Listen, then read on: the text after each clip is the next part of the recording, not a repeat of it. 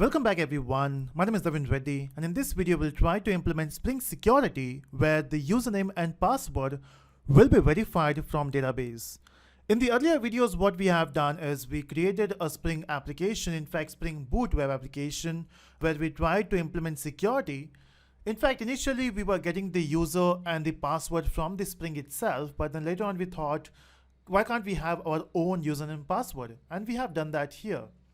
But now I want to fetch these details, which is Naveen and 1234, whatever username is there in the database. I want to verify that from database. In order to achieve that, first of all, I don't want to give my specific username and password. I want to fetch this from database. So what we'll do is, first of all, we'll comment the entire part. We don't want to use this. Then how can we achieve that security? So the steps are, first of all, you need to create one method which will return the object of authentication provider.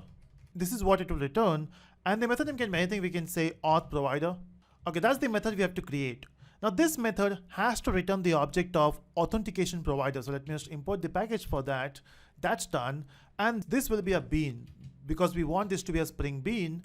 And now once we want this to be Spring Bean, which it returns.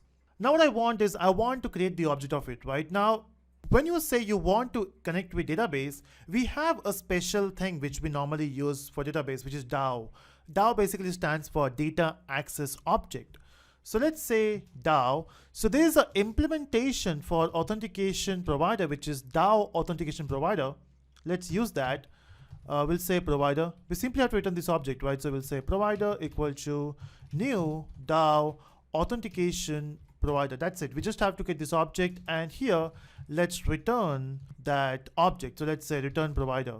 Now will this work? Of course not, right? We have not written any code which will connect with database. Of course this is responsible to talk to database and verify it, but we have not done anything as of now.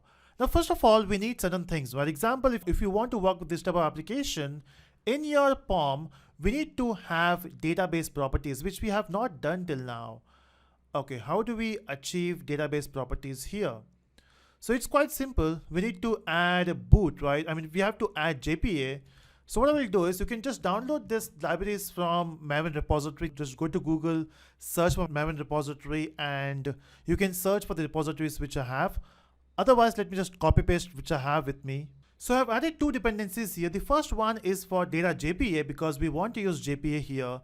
And then of course you have to also mention the database connector, which is in this case I'm using MySQL. But hold on, have we configured the database in MySQL? So before recording the video, I have created this database here, which is Telisco, and you can see we have a database which is named as Telisco. Of course, you can use any DBMS which you want, not just MySQL. You can use Postgres, you can use MS Access, whatever database you prefer. I prefer MySQL. So you can see we have a database named Telisco, and the table name is user. Now, if you see this table user, we have 4 records. Just ignore the first and second. We will be using this later. Concentrate on this third and fourth. So we have a username as Spiderman and the password is web. The username is Superman and the password is fly. Okay, just random username and password here. And okay, so we are using MySQL. The second thing which is important here, the username to access MySQL is root, and the password for this machine is 1234. So based on the machine which you are working on, of course, you will be doing some setup for MySQL. Remember the password. For this MySQL, the password is 1234. Let's get back to this. And so we have to specify these two things. And in order to connect with database, we have to do some configuration for application.properties. These are the properties which you have to add. So first you have to mention URL, which is Telisco in this case. You have to mention the root, username and password, and then you have to also mention driver class name for MySQL. As your DBMS will change, it will change the URL, of course, whatever username you have, whatever password you have, and it will change the driver class name as well. Okay, once we have done with that, we need to have a model class which will be connecting with the database. Of course, a class which represents a table. In this case, since we're using JPA, we have to do that. So in this case, let's create a class named as user. And in this class user, I want to have 3 properties, the same properties which we have for our database. So if you go to MySQL Workbench, you have ID, username, and password. Let's create these 3 variables quickly. Okay, so we got three variables and we need to have getters and setters for this. Right click here and we'll say source generate getters and setters. I will say select all, click on generate. So you can see we got the fields and we got getters and setters. Here, I want to make sure that this will connect with database. So I have to say this is entity. Let's import the package, done. And then this ID has to be a primary key. So I will say at ID, we don't have a choice, right? We have to mention that, it's compulsory. Now, once you got this class which will connect with database, I mean, it will represent the database table. Now what next? Let's go back to our application security config. As I mentioned, this is not complete yet. So what are things you have to specify here? So one more thing which you specify here is every provider, normally what happens, whenever you work with the applications which will connect with database, so your controller or your configuration will be interacting with a service layer. And then this service layer will connect with the database layer. That's how we normally work with. So controller talking to service, service talking to DAO. In the same way, we have configuration talking to service, service talking to DAO. Okay, so that means we also need a service class here. And to achieve that, in fact, we'll say provider dot. Let's mention our service provider. So we'll say set user details service. That's my service name.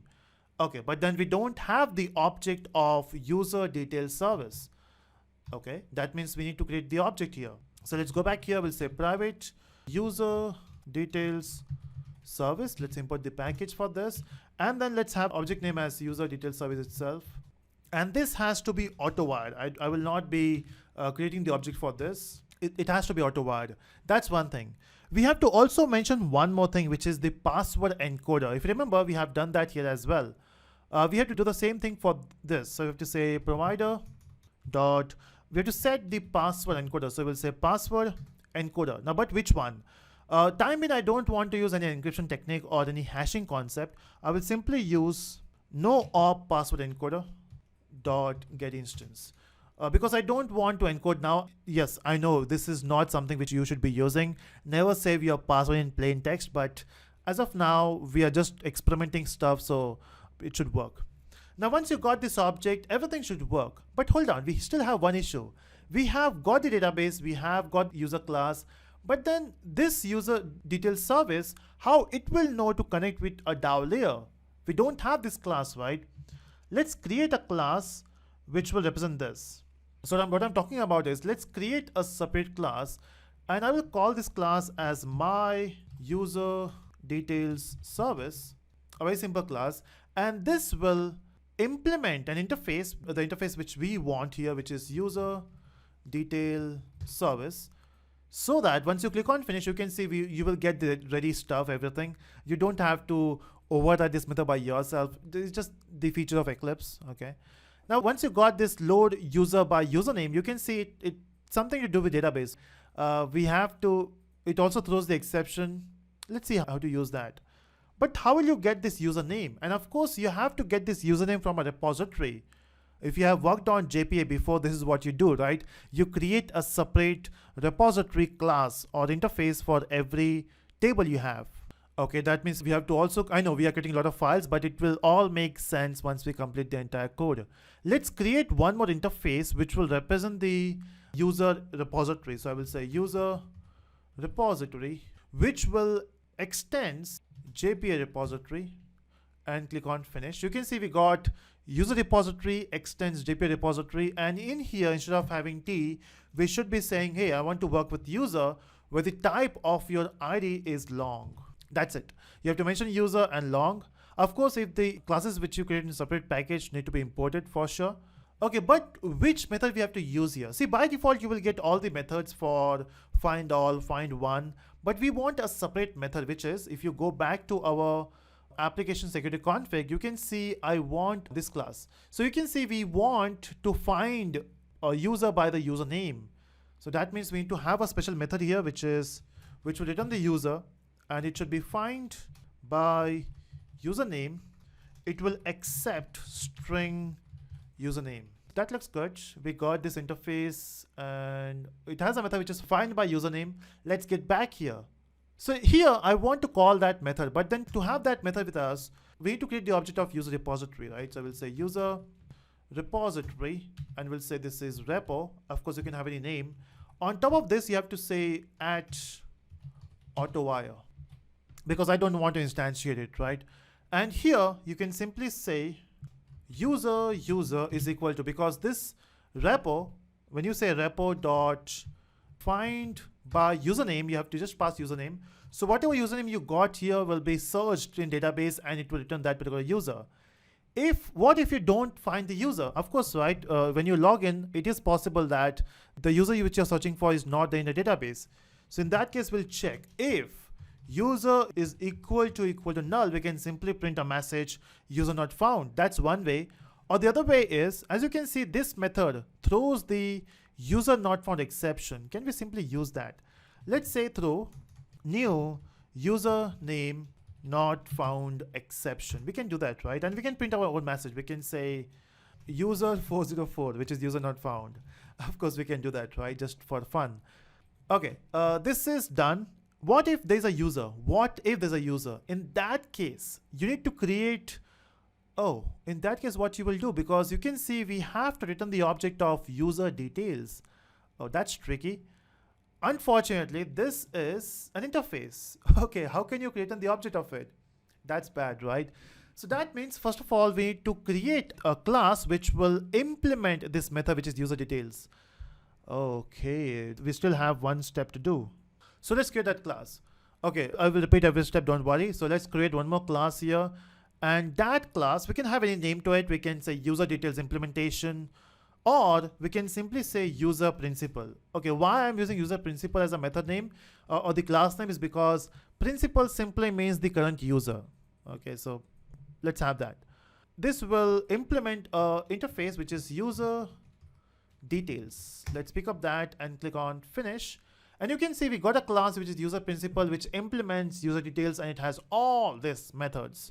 Time being, since we are not implementing, you can see we have methods like is account not expired, is account not logged, is credentials not expired. So we have all these things which we have not configuring now. So let's keep it true by default. In case if you want to have database fields there, because let's say after every 30 days, you want to change the password. So you can do that in this method. But as of now, we are not doing anything else. Okay, but still we have to say get password and get username, because that cannot be true. In this case, you will say, do we have the object access here?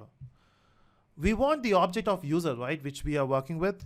So in that case, what I will do is I will create a constructor, because I want that object anyway. I want the user object here. So I will create a constructor with a field, but which field I'm talking about? So I will say private user.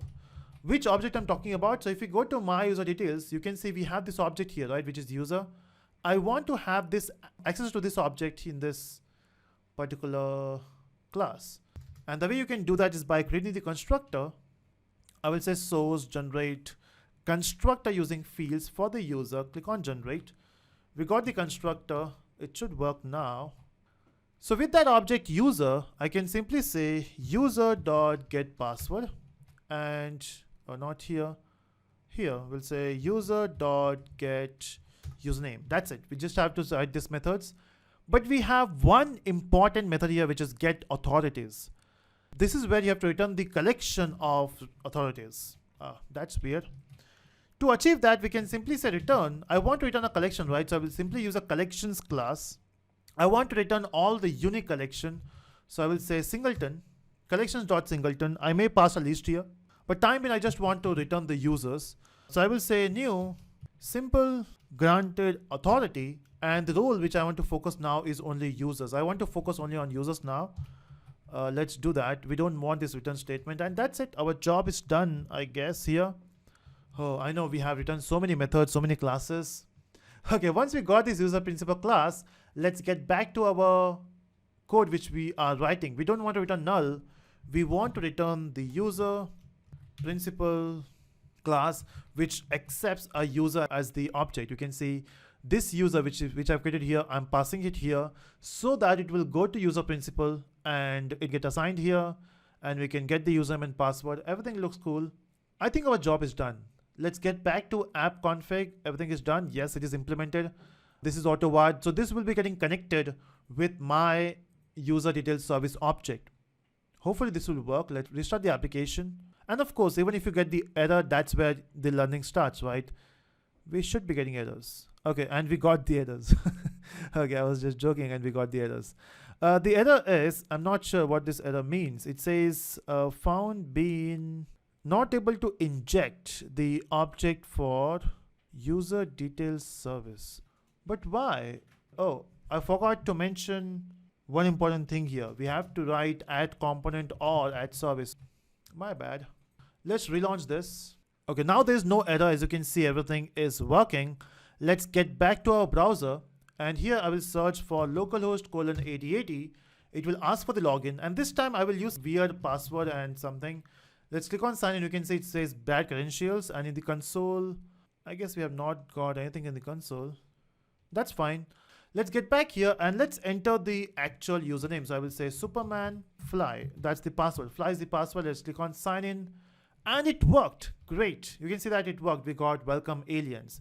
So this time it is accessing the data from the database, and that's the beauty of Spring Boot security. Let me do the recap what we have done. See, whenever you talk about security, it will first check this file. Now, this file is very important when it comes to security, in which you are creating a method which is auth provider, where you are fetching data from the database. As you can see, this is for database code. This user details service is responsible to fetch from database, right? Let's go back there. And you can see here, we are creating the object of user repository. This is the interface which we have. Since we are using JPA, so we don't have to implement this class or this interface. JPA will take care for that. And then in this, we have a method which is load user by username, where you got username. We are fetching the data. If the user is not available, then you will simply throw the exception, which is 404. This is fine. But then we are returning the object of user principal, so we need that class as well. So you can see we have user principal, which is where we have the user object. It is accepting the object which you are passing from the detail service. And then we just want to return all the users. And that's it, nothing fancy. We got a user class as well. Everything is simple.